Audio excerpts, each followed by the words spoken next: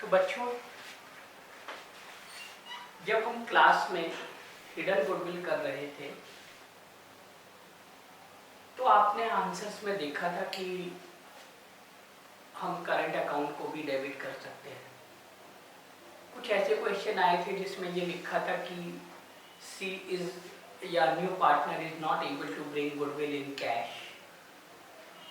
इन सब चीज़ों के लिए मैंने आपसे कहा था ना तो इसमें करंट अकाउंट डेबिट किया जा सकता है और ना ही वो लाइन लिखी जा सकती है कि new partner does not able to bring. और एक क्वेश्चन तो शायद ऐसा भी था जिसमें अब तो कौन सी बुक में मुझे अभी याद नहीं आ रहा है, लेकिन है किसी बुक में एक क्वेश्चन जिसमें हिडन गुडविल के क्वेश्चन में ये लिखा गया है कि वो गुडविल का प्रीमियम कैश में ला रहा है अलग से, जो कि हो नहीं सकता। ये मैंने आप लोगों को बताया था। तो आप लोगों के कुछ कन्फ्यूजन थे, उसके लिए आज ही हम ये वीडियो रिकॉर्ड कर रहे हैं। ठीक है, तो देखो जरा एक बैलेंस शीट मैं आपको बनाता हूँ, बिल्कुल इनोसेंट सी बैलेंस शीट बनाऊंगा। हाँ जी, दो पार्टनर्स हैं ए और बी, इनका पीएसआर मैंने ऊपर लिख दिया है 3:2। ए की कैपिटल बिजनेस में समझ लीजिए 6 लाख है और बी की कैपिटल 4 लाख है, टोटल हो गया 10 लाख। और इस में लायबिलिटीज हैं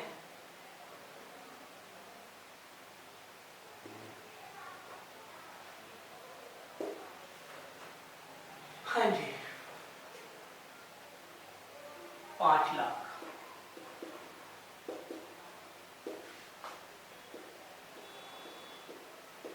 सन्ड्री एसेट्स 15 लाख। इस तरीके से ये हमारी एक बैलेंस शीट मैंने आपको बना दी। एक बात ध्यान में रखिएगा जरा,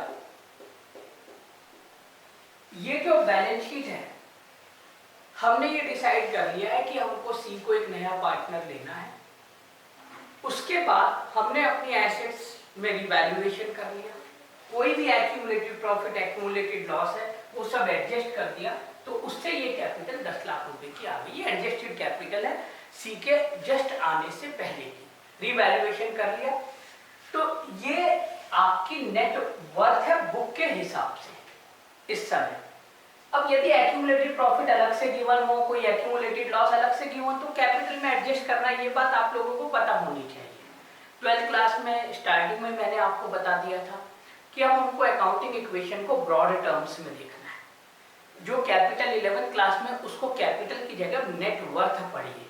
नेट वर्थ का मतलब होता है asset minus liabilities, capital plus accumulated profit minus accumulated loss. तो ये हमारी वो कैपिटल है जो एडजस्ट हो चुकी है, सारी रिवैल्यूएशन कर दी है। अब सवाल बस इतना रह गया है कि सी से पैसे कितने मंगाए गए। तो आप मुझे बताइए जरा भाई, सी से कितने पैसे मंगाएंगे आप? क्या क्या क्राइटेरिया होने चाहिए, क्या क्या फैक्टर हो सकते हैं जो ये डिसाइड कर सकते हैं कि सी से कितने रुपए मंगाए जाने चाहिए? ऑब्वियसली उसमें से एक फैक्टर सबसे ज्यादा होगा कि आपकी बिजनेस की वर्थ कितनी है। बिजनेस की वर्थ कितनी है? तो बिजनेस की वर्थ तो 15 लाख एसेट और 5 लाख लायबिलिटी है, ये लेस कर दो तो 10 लाख रुपए की वर्थ। एक क्राइटेरिया तो ये होगा ही, और ये बहुत इंपॉर्टेंट क्राइटेरिया है। क्या कुछ और क्राइटेरिया हो सकते हैं? बिल्कुल हो सकते हैं। हो सकता है सी टाइम कम डिवोट करना चाहता हो तो कंपैरेटिवली उससे कैपिटल ज्यादा मंगाई जा सकती है, या सी एक बहुत एक्सपर्ट किसी पर्टिकुलर उसमें टैलेंटेड हो तो उससे कैपिटल कम भी मंगाई जा सकती है क्योंकि उसके अंदर दूसरे टैलेंट ज्यादा है। तो कुछ भी मतलब हो सकता है, ऐसा नहीं है कि कैपिटल का जो क्राइटेरिया है वो केवल फर्म की नेटवर्थ ही होगा, ऐसा कोई जरूरी नहीं है। लेकिन हिडन गुडविल के क्वेश्चन में मैंने आपको बताया था वह लिखा होता है। गुडविल के बारे में कोई भी हमें इंफॉर्मेशन नहीं गिवन होती और फिर भी कहा जाता है कि आप गुडविल की जर्नल एंट्री करिए।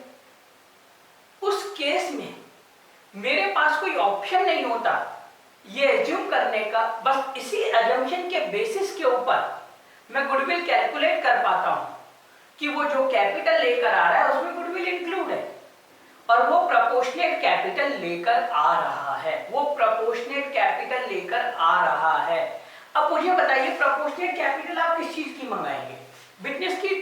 क्या ये ठीक है कि इसमें मार्केट वैल्यू के ऊपर बाकी सारी एसेट को हमने कर दिया, लेकिन हम क्लास में बहुत बार डिस्कस कर चुके हैं AS 26 के कारण हम गुडविल को बुक में रिकॉर्ड नहीं कर सकते। तो ये आपकी ट्रू वर्थ नहीं है इस बिजनेस की। 10 लाख रुपए इसकी बिजनेस की ट्रू वर्थ नहीं है। यदि इस बिजनेस के अंदर गुडविल है तो इसकी वैल्यू कुछ भी हो सकती है, और वो वैल्यू बहुत ज्यादा भी हो सकती है। जैसे मैं आपको एक बात बताऊं कि हिंदुस्तान की 3 बड़ी कंपनियों के बारे में बात करूं, रिलायंस इंडस्ट्री की जो समझ लीजिए बुक के हिसाब से उसकी वैल्यू, उसकी एक शेयर की वैल्यू लगभग 700 रुपए के आसपास है, लेकिन मार्केट वैल्यू 1800 रुपए के आसपास है। तो ये जो बीच का डिफरेंस है ये इंटैंजिबल एसेट्स को रिफ्लेक्ट करता है। उसकी मार्केट वैल्यू उसकी बुक के हिसाब से, हाँ ये जरूर है कि बुक के अंदर भी जो एसेट्स हैं वो रिवैल्यू नहीं की जाती समय समय पर, कुछ उसके कारण और कुछ जो उसकी इंटैंजिबल एसेट्स हैं उसके कारण। तो उसकी बुक वैल्यू और मार्केट वैल्यू में लगभग 2.5 गुने का अंतर है। लेकिन जब मैं TCS की बात करूं तो ये अंतर 10 गुना हो जाता है बुक वैल्यू और मार्केट वैल्यू में। क्यों? वो एक सॉफ्टवेयर कंपनी है, वहां पर इंटैंजिबल एसेट्स की वैल्यू और ज्यादा होती है। लेकिन हिंदुस्तान यूनिलीवर की बात करूं तो उसकी बुक वैल्यू और मार्केट वैल्यू में 60 गुना का फर्क है। बता सकते हो क्यों? हिंदुस्तान यूनिलीवर के पास इतने वेल एस्टेब्लिश्ड ब्रांड्स हैं, हर ब्रांड की अपनी एक वैल्यू है। तो कई ऐसा नहीं ब्रांड की अलग अलग वैल्यू भी कैलकुलेट की जा सकती है, लेकिन यदि हम अलग अलग सबकी आइडेंटिफाई नहीं कर सकते तो उन सबको मिलाकर हम कह देते हैं कि उसकी गुडविल है। तो आप समझिए गुडविल कोई छोटी मोटी अमाउंट नहीं है। हिंदुस्तान यूनिलीवर की शायद बुक वैल्यू 36-37 रुपए होगी और मार्केट वैल्यू 2000। आप उसका डिफरेंस समझ सकते हैं। तो हमको यहाँ ऐसी कोई स्मॉल सी एसेट पढ़ने के लिए नहीं है कोई गुडविल। ठीक है, हमारे क्वेश्चन को सिंपल बनाया जाता है, फिगर स्मॉल रखी जाती है, लेकिन वो फिगर तो कुछ भी हो सकती है। ये बात ध्यान, इसलिए गुडविल एक बहुत इंपॉर्टेंट टॉपिक है। हाँ जी, तो अब जरा ये देखिए, मान लो 1 मिनट के लिए यही मेरे बिजनेस की एक्चुअल वर्थ होती तो मुझे कितने रुपए मंगाने चाहिए थे सी से? बहुत सिंपल सी बात है। मान लो सी को जो मैं एडमिट कर रहा हूं, C is admitted for 1/5 share, 1/5 share के लिए उसे एडमिट कर रहा हूं, और यही इस बिजनेस की एक्चुअल वर्थ हो तो मुझे उससे कितने रुपए मंगाने चाहिए? आप देखिए, ये दोनों की कैपिटल है 10 लाख। ये बात मैं आप लोगों को उस समय भी बता चुका हूं कि इसके आने के बाद उनकी कैपिटल 4/5 के लिए रह जाएगी, क्योंकि 1/5 का ये 1 में से 1 - 5 किया तो 4/5। तो एक सिंपल मैथ्स किया, 4/5 के लिए 10 लाख, तो 1/5 के लिए कितना? 5/4 इंटू 1/5, 2.5 लाख रुपए। ठीक है भाई, 2.5 लाख रुपए इससे मांगा ले। लो जी, ये 2.5 लाख रुपए आ गए सी के। यहां पर आपके बैंक में 2.5 लाख रुपए और बढ़ जाएंगे क्योंकि वो पैसे लेकर आएगा। अब आप देखिए 12,50,000 का 1/5 देखिए 2.5 लाख, प्रोपोर्शनल कैपिटल लेकर आ गया। हाँ जी, या 17.5 में से 5 गए, 12.5 नेटवर्क फॉर्म की। अभी गुडविल वगैरह की बात नहीं कर रहा हूं, तो ये 2.5 लाख रुपए इससे मंगा लेते।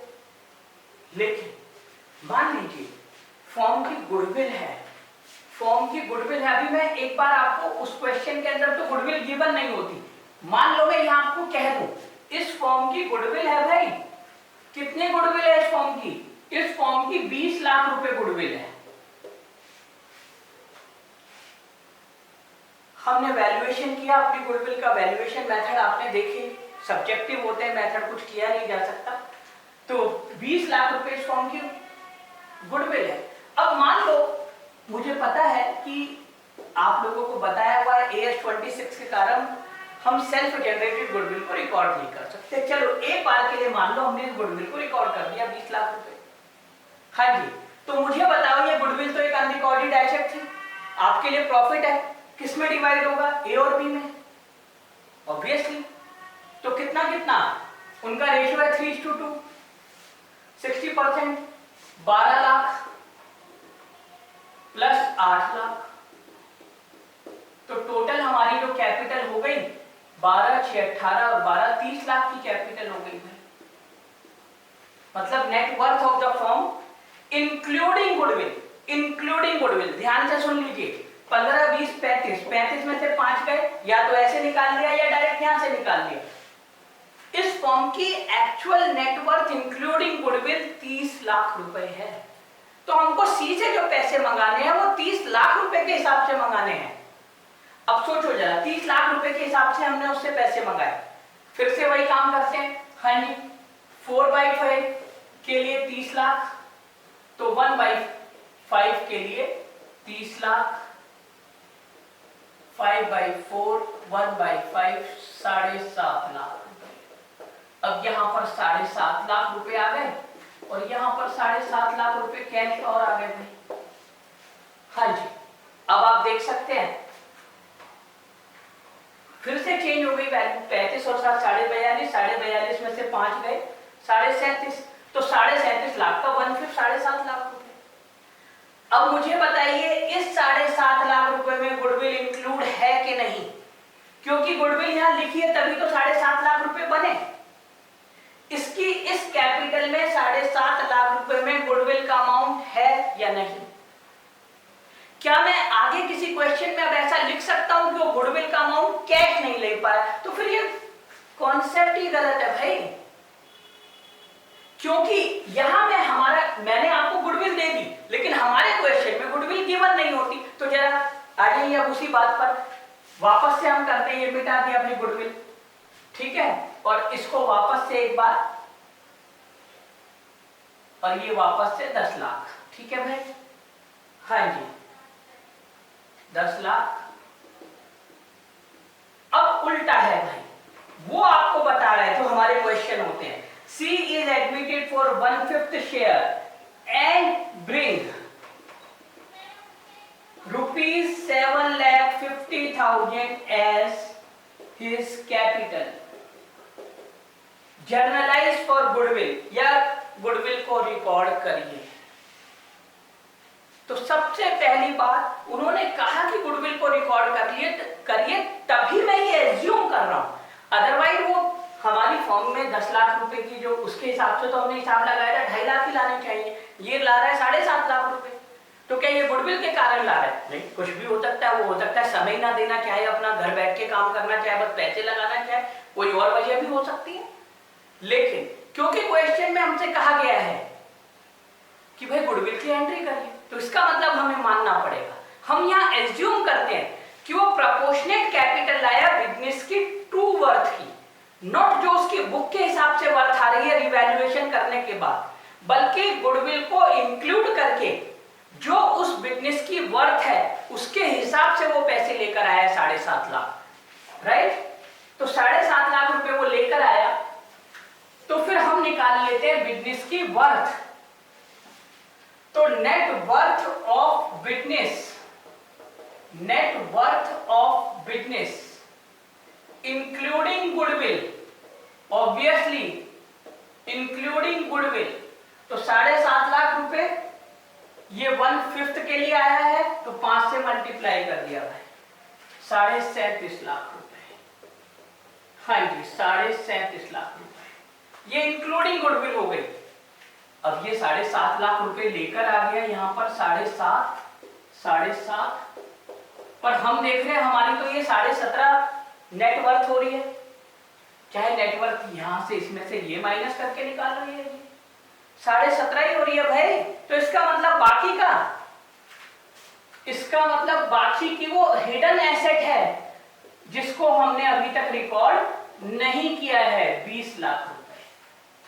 अब आप सोचो ये 20 लाख रुपए इसी वजह से तो निकाले हैं कि 7.5 लाख रुपए में मैं मान रहा हूं कि गुडविल की अमाउंट इंक्लूड है, तो मैं उसके करंट अकाउंट को कैसे डेबिट कर सकता हूं भाई? करंट अकाउंट को डेबिट करने का मतलब है पैसे और लेकर आएगा फ्यूचर के अंदर। वो क्यों लेकर आएगा, उससे कितनी बार लेना चाहते हैं हम? राइट? हाँ जी। तो 20 लाख रुपए, अब एक बात सोचिए जरा, 20 लाख को रिकॉर्ड कर दिया, मान लो एक बार को 20 लाख को रिकॉर्ड कर दिया, मुझे मालूम है, आपको भी मालूम है कि रिकॉर्ड कर नहीं सकते, भाई कर दिया। अब ये 20 लाख रुपए तो खाली इनका ही राइट है ना भाई, और किसी का राइट थोड़ी ना है। 18 लाख, 12 लाख और ये मिटा दिया भाई 7.5 लाख। ये हमारी नई बैलेंस शीट बन गई उसके आने के बाद। अब आप एक बात बताइए, क्या कहता है AS26? सेल्फ जनरेटेड गुडविल को बुक में रिकॉर्ड नहीं कर सकते। तो ठीक है भाई, नहीं रिकॉर्ड कर सकते, लो राइट ऑफ कर देंगे, दोबारा राइट ऑफ कर देते हैं, और क्या है, दोबारा राइट ऑफ कर देते। पर अब के सारे पार्टनर्स में राइट ऑफ कर देते हैं।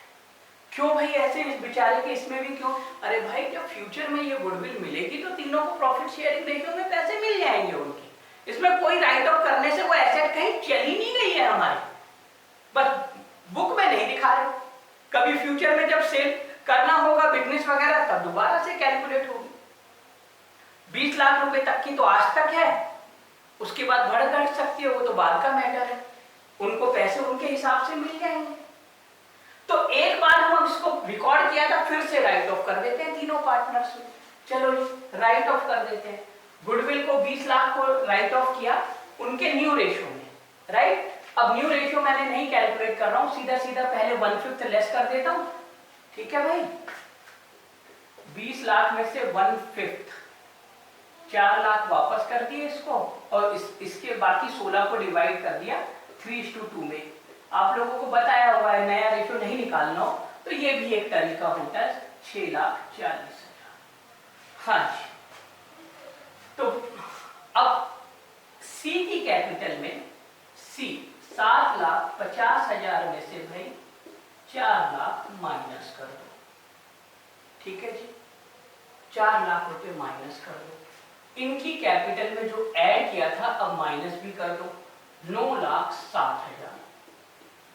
इसकी कैपिटल में से माइनस कर दो 6,40,000। तो इसकी कैपिटल जो बन गई, हाँ जी, तो 2,40,000 प्लस हो जाएगी 8,40,000। हाँ जी, इसकी कैपिटल जो बन गई 160 ऐड हो जाएंगे, 1,60,000, तो 5,60,000, और इन भाई साहब की रह गई 3,50,000।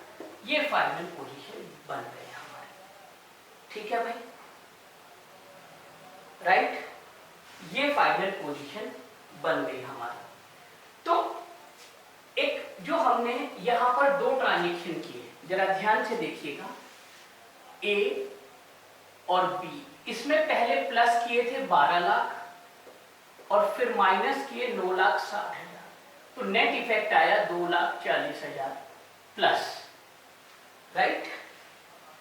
इसमें पहले थे हमारे 8 लाख, फिर माइनस किए 6,40,000, नेट इफेक्ट आया 1,60,000 से क्रेडिट, मतलब क्रेडिट क्रेडिट।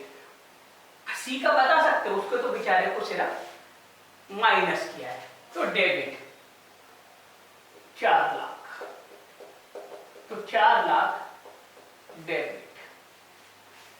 तो ये सारा काम इतना सारा ना करके बस एक वो एंट्री कर दे, वो ये सिर्फ तुम्हें समझाने के लिए गुडविल को रेज किया फिर राइट ऑफ किया, कोई जरूरत नहीं है। सीधी सीधी एक एंट्री यदि ये बुक में डाल दूं, मतलब क्या हुआ इससे हमारा, एक एंट्री की मैंने पहले cash account debit to C capital 7,50,000, 7,50,000। C capital जो उसका गुडविल का हिस्सा है 20 लाख का 1/5, 4 lakh, to A capital to B capital. हाँ जी, 2,40 और 1,60, बस ये एंट्री कोई गुडविल की, वो गुडविल रेस करना और राइट ऑफ करना, उसको वर्किंग नोट में किया, फाइनल बुक में ये एंट्री कर दी, यही एंट्री हम कर रहे हैं। तो यहां जो मैं आपको कह रहा हूं, और ये हमारी कैपिटल बन गई। आप जो गुडविल के क्वेश्चन है उसमें यही कैपिटल हमारी आखिर में बन जाएगी। तो आप देखिए इसके लिए कौन सी एंट्री करनी पड़ी, ये 2 एंट्री।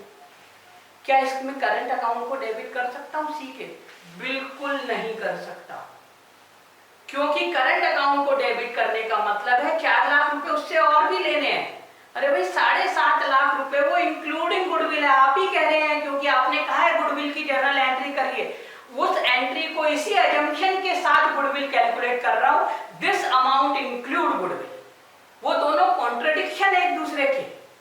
करंट अकाउंट को डेबिट नहीं किया जा सकता और साथ में ये भी नहीं लिखा जा सकता कि C is not able to bring, या और सी से अलग पैसे लेकर आया। ये तो भाई सी के साथ बड़ी नाइंसाफी है कि पहले उससे वो 7.5 में भी मंगा लिए और फिर आप कह रहे हैं कि उससे वो प्रीमियम भी और मंगा लिया गया। ये हो ही नहीं सकता। यही बताने के लिए मैंने आप लोगों को ये पूरा एक, आप इसको किसी भी तरीके से कर लीजिए। ये फिगर आपको क्या रेज और राइट ऑफ करने की जरूरत है? नहीं, सैक्रिफाइसिंग रेशियो से भी कर सकते हैं। तो वही हम करते हैं। समझ लो हमारा जो, क्योंकि हमको ये क्वेश्चन में कहीं नहीं दिया हुआ सी को ये 1/5 शेयर किससे कैसे मिला है, तो आपको पता है, हम मानते हैं कि उसने 3:2 के रेशियो में ए और बी ने सैक्रिफाइस किया होगा। तो पहले हमने 20 लाख कैलकुलेट किया था, उसका 1/5 किया 4 लाख, ठीक है, 4 लाख का फिर 3:2 में डिवाइड कर दिया, डायरेक्ट एंट्री कर दी, ये सब कुछ ना करके।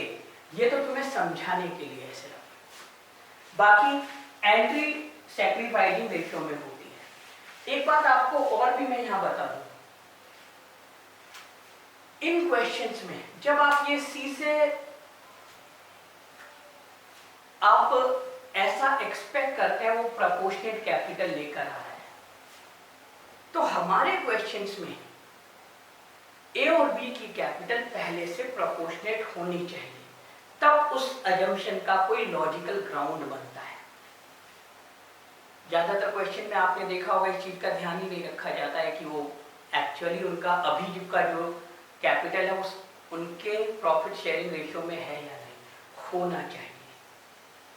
सीए की फाउंडेशन के अंदर वो जितने भी क्वेश्चन है उसमें वो कोशिश कर, मतलब जहां तक मेरा ख्याल है सभी में उनकी कैपिटल ओल्ड पार्टनर की भी उनके पीएसआर में है, और वहां पर भी कैपिटल अकाउंट को ही डेबिट किया गया है, करंट अकाउंट को डेबिट नहीं किया जा सकता है। ना ही इसके किसी भी क्वेश्चन की जो ये लैंग्वेज बनती है वो कॉन्सेप्ट को ही कॉन्ट्रडिक्ट करती है।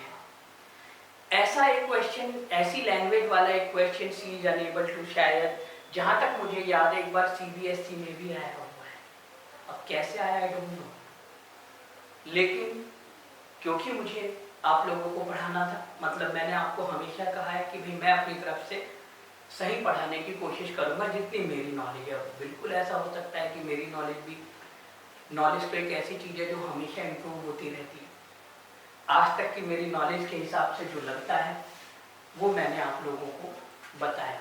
मैं अपनी, अब जैसा आप लोगों को पता है क्वेश्चन में हमें वही करना पड़ता है जो बुक में लिखा होता है, लेकिन खैर यहाँ तो कम से कम ऑब्लिक करंट लिखा है तो वो परेशानी तो नहीं है, ठीक है।